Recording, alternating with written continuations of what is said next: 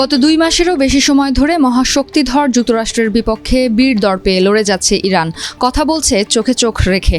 দশকের পর দশক ধরে নিষেধাজ্ঞায় থাকার পরও এই সক্ষমতা কোথায় পেল তেহরান?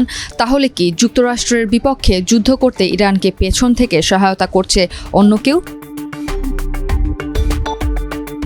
ইরানের লড়াই চালিয়ে যাওয়ার সক্ষমতা দেখে যখন সবার মনে প্রশ্ন উঠেছে, তখন চীনের দিকে অভিযোগের আঙুল তুললেন মার্কিন অর্থমন্ত্রী স্কট বেসেন্ট। ইরানকে অর্থ সহায়তা দেওয়ার জন্য চীনকে অভিযুক্ত করেছেন তিনি। বেসেন্ট বলেন, ইরান হলো সন্ত্রাসবাদের সবচেয়ে বড় রাষ্ট্রীয় পৃষ্ঠপোষক, অথচ চীন তাদের জ্বালানির 90% কিনছে।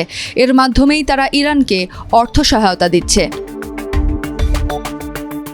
ইরান যুদ্ধে ওয়াশিংটনকে সবচেয়ে বেশি ভোগাচ্ছে হরমুজ প্রণালী। যুদ্ধের জেরে বিশ্বের জ্বালানি পরিবহনের গুরুত্বপূর্ণ এই নৌরুটটি বন্ধ করে দিয়েছে তেহরান, যা পুনরায় চালু করতে গিয়ে রীতিমতো দিশেহারা এখন ট্রাম্প প্রশাসন।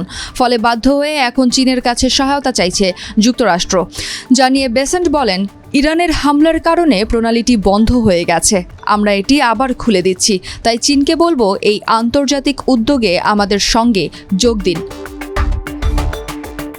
ইরানের ওপর চীনের প্রভাব থাকায় সংকট সমাধানে বেইজিং কোনো ভূমিকা রাখতে পারে কিনা তার প্রমাণ দিতেও চ্যালেঞ্জ ছুড়ে দিয়েছেন বেসান্ট।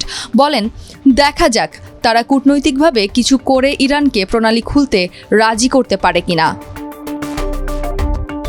যুক্তরাষ্ট্রের সঙ্গে অবশ্য সম্পর্কটা এমনিতেও ভালো যাচ্ছে না চীনের। গত বছর শুল্ক ইস্যুতে রীতিমতো বাণিজ্য যুদ্ধ করেছে দুদেশ। এরপর বছরের শেষ নাগাদ মার্কিন প্রেসিডেন্ট ডোনাল্ড ট্রাম্প ও চীনের প্রেসিডেন্ট শি জিনপিংয়ের বৈঠকে দুই দেশের সম্পর্ক কিছুটা উন্নত হলেও সম্প্রতি ইরান যুদ্ধের কারণে ফের সেই সম্পর্কে শীতলতা দেখা দিয়েছে।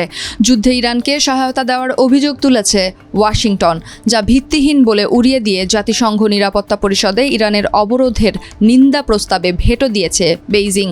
এর রেশ কাটাতে না কাটাতেই গত সপ্তাহে ইরানের সঙ্গে তেল বাণিজ্যে জড়িত চীনা প্রতিষ্ঠানের ওপর নিষেধাজ্ঞা দিয়েছে ওয়াশিংটন, যার তীব্র নিন্দা জানিয়ে একতরফা এমন মার্কিন নিষেধাজ্ঞা বন্ধ করতে বলেছে বেইজিং।